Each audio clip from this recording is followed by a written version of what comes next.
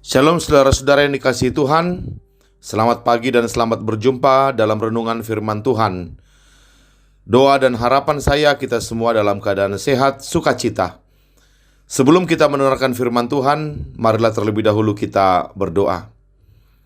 Ya Tuhan, inilah kami anak-anak-Mu yang siap mendengarkan Engkau bersabda. Kuasailah hati dan pikiran kami ya Roh Kudus, agar kami dibawa untuk mengerti dan mengenal kehendak Bapa dan berjalan menjalani kehidupan kami seturut dengan maksud Tuhan. Di dalam nama Yesus Kristus kami berdoa. Amin.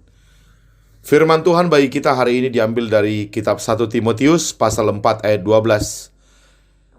Jangan seorang pun menganggap engkau rendah karena engkau muda.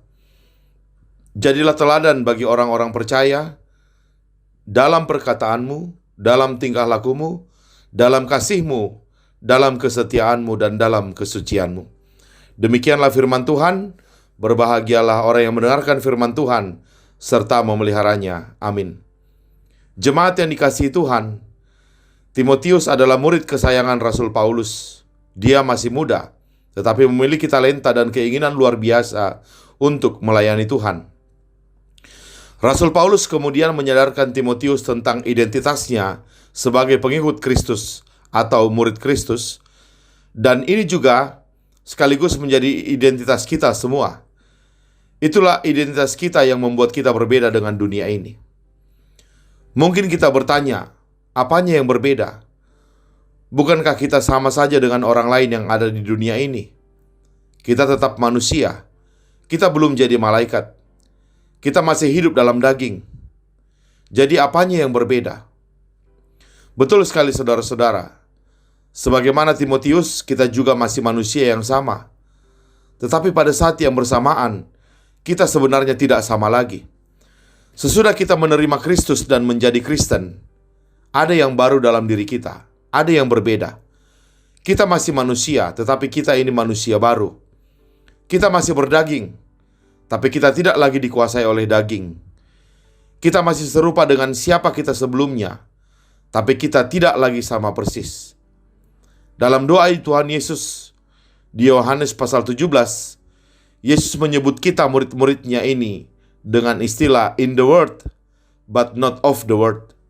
Kita ini berada di dalam dunia, tapi di saat yang bersamaan kita bukan lagi dari dunia. Masih sama ada di dunia, sama dengan semua orang yang lain, tapi juga sekaligus berbeda. Kita ini bukan dari dunia. Kita ini milik Allah. Inilah pesan Rasul Paulus kepada Timotius, agar meskipun dia manusia, bahkan dia masih muda, meskipun dia terlihat mirip dengan orang lain, tetapi di saat yang bersamaan, dia harus berbeda dengan orang-orang dunia ini. Timotius harus bisa menjadi teladan dalam perkataan, dalam tingkah laku, dalam kasih, dalam kesetiaan, dan dalam kesucian. Meminjam istilah Nabi Yeskiel, kita ini sudah diberikan hati yang baru oleh Kristus. Melalui pengorbanan Yesus, Allah menanam dalam diri Timotius dan dalam diri kita juga sebuah hati yang baru dengan sifat-sifat ilahi di dalamnya. Itu sebabnya Rasul Paulus menyebut Timotius sebagai manusia Allah, a godly person. Rasul Paulus memanggil Timotius dengan sebutan manusia Allah. Maka demikian juga panggilan untuk kita. Dengan panggilan itu diharapkan kita akan menjadi saleh dan baik. Saleh bukan karena kita jaim ataupun karena terpaksa, melainkan karena hati kita memang baik. Karena kita sudah diberikan hati yang baru oleh Allah. Ada sebuah nasihat yang berbunyi, kalau kita berbuat baik kepada seseorang, jangan karena orang itu orang baik atau tidak baik. Jangan kebaikan kita ditentukan oleh dia itu baik atau tidak baik. Kalau kita berbuat baik kepada seseorang, biarlah itu terjadi karena kita memang orang baik. Ini beda sekali. Kalau kita melakukan sesuatu, lakukanlah itu dengan kesadaran bahwa kita orang baik. Jadi apapun yang terjadi, berbuat baiklah, karena kita memang orang baik. Ini persis seperti Allah. Allah berbuat baik karena nature-nya memang baik. Allah baik kepada kita bukan karena kita, bukan ditentukan oleh kualitas kita, melainkan ditentukan oleh kualitas dirinya sendiri, kualitas Allah sendiri. Nah, prinsip inilah yang Rasul Paulus ingin ajak Timotius untuk lakukan. Dan begitu juga Rasul Paulus menginginkan kita orang Kristen untuk ikut melaksanakannya. Dia mengajak kita orang Kristen untuk melihat ke dalam, bukan keluar. Kebanyakan orang berbuat ini dan itu berdasarkan sesuatu yang di luar dirinya, berdasarkan keadaan, berdasarkan persyaratannya memenuhi atau tidak, berdasarkan suasananya bagaimana, atau berdasarkan tren zamannya apa, ada upahnya atau tidak, ada penghargaan yang diterima atau tidak, atau ada hukumannya atau tidak.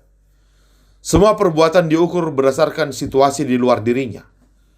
Maka di sini Paulus ingin mengajak orang Kristen untuk melihat bukan keluar tetapi ke dalam, yaitu bahwa kita ini sudah diberi hati yang baru. Segala benih kebaikan sudah ada di dalam diri kita, sudah ada di dalam hati kita. Maka berbuatlah baik, karena itulah isi hati kita. Itulah kodrat kita sekarang, manusia baru kita, dan kita punya hati yang baru di dalam Kristus. Saudara-saudara, kelihatan prinsip ini sangat sederhana, tapi sebenarnya tidak mudah dilakukan. Karena apa? Karena kita punya kecenderungan untuk melihat keluar. Kita ingin melihat perilaku orang lain terlebih dahulu, baru kemudian kita mengikutinya. Ada upasa orang Batak mengatakan, emena masa digagat ursa, ina masa baima niula. Kita sangat dipengaruhi oleh kebiasaan yang terjadi di sekitar kita. Kita suka melihat keluar dan mengabaikan yang di dalam diri kita. Padahal yang di dalam diri kita ini adalah benih pemberian Allah berupa hati yang baru. Hati yang baru itu sifatnya seperti benih yang harus dirawat, harus disiram, harus dipupuk, harus dipelihara. Karena kalau dia tidak dirawat, dia tidak akan tumbuh. Sifat baik, kalau tidak dipupuk, dia tidak akan tumbuh. Potensi yang diabaikan, dia tidak akan menjadi realisasi. Bakat yang dipendam, dia akan terdiam dan tidur selamanya. Maka sama halnya dengan benih ilahi. Kalau tidak diaplikasikan, dia tidak akan bertumbuh dan tidak akan muncul. Oleh sebab itu, tidak heran mengapa banyak anak-anak Tuhan tidak memunculkan sifat manusia Allah ini. Sebagai ilustrasi, kita bisa melihat HP kita. Kita semua punya HP. Dan HP sekarang itu sudah canggih-canggih. Tapi pertanyaannya, apakah semua orang menyadari potensi canggih yang ada di HP-nya masing-masing? Faktanya, kebanyakan orang tidak tahu potensi canggih di HP-nya sendiri, sehingga dia tidak memaksimalkan semua aplikasi atau potensi yang ada di HP-nya. Kebanyakan aplikasi handphone yang canggih ditidurkan dan diabaikan. Ada orang yang beli HP canggih bukan karena dia tahu atau sadar potensinya, melainkan hanya untuk gaya-gayaan. Tetapi begitulah hidup kekristenan kita juga. Patut disayangkan, hati baru yang ada pada kita belum atau tidak kita optimalkan. Seharusnya setiap orang Kristen bisa menjadi teladan bagi dunia ini. Tetapi faktanya, kita bahkan sama saja dengan dunia ini. Atau bahkan sebagian orang Kristen malah lebih buruk dari dunia ini. Jadi gak tahu apa bedanya menjadi Kristen dengan tidak menjadi Kristen. Percuma. Sama seperti HP di tangan kita, canggih tapi percuma.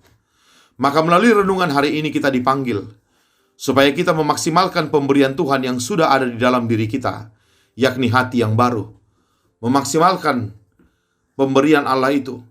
Jangan menjadi serupa dengan dunia ini, tetapi jadilah teladan dalam perkataan kita, dalam tingkah laku kita, dalam kasih kita, dalam kesetiaan kita, dan dalam kesucian kita. Janganlah dunia ini yang mempengaruhi tindakan kita, tapi biarlah kita yang mempengaruhi dunia sekeliling kita melalui perbuatan-perbuatan baik kita. Kiranya Tuhan menguatkan kita melakukan firman-Nya. Amin. Mari kita berdoa. Terima kasih ya Bapa untuk firman yang bisa kami dengarkan hari ini. Sebagaimana Tuhan berbicara kepada Timotius, demikian juga Tuhan berbicara kepada kami setiap orang Kristen, agar kami tidak menjadi serupa dengan dunia ini. Kami memang sama, kami masih manusia, kami belum menjadi malaikat. Tapi di saat yang bersamaan, kami harus menunjukkan bahwa kami berbeda dengan dunia ini, karena Tuhan telah menganugerahkan kepada kami hati yang baru, di mana kami akan berbuat baik, bukan ditentukan oleh apa yang ada di luar diri kami, tapi kami berbuat baik karena memang kami adalah orang baik. Sebagaimana Tuhan juga tetap mengasihi kami, bukan karena kualitas diri kami, melainkan karena kualitas Tuhan sendiri. Tolong kami Tuhan, untuk menjadi teladan bagi dunia ini. Teladan melalui perkataan kami, tingkah laku kami, teladan dalam kasih kami, dalam kesetiaan kami, dan dalam kesucian kami. Hanya dengan pertolongan-Mu ya Tuhan, kami dapat mampu melakukannya. Terima kasih Bapa. Dalam nama Yesus Kristus kami berdoa. Amin. Selamat beraktivitas. Tuhan Yesus memberkati. Shalom.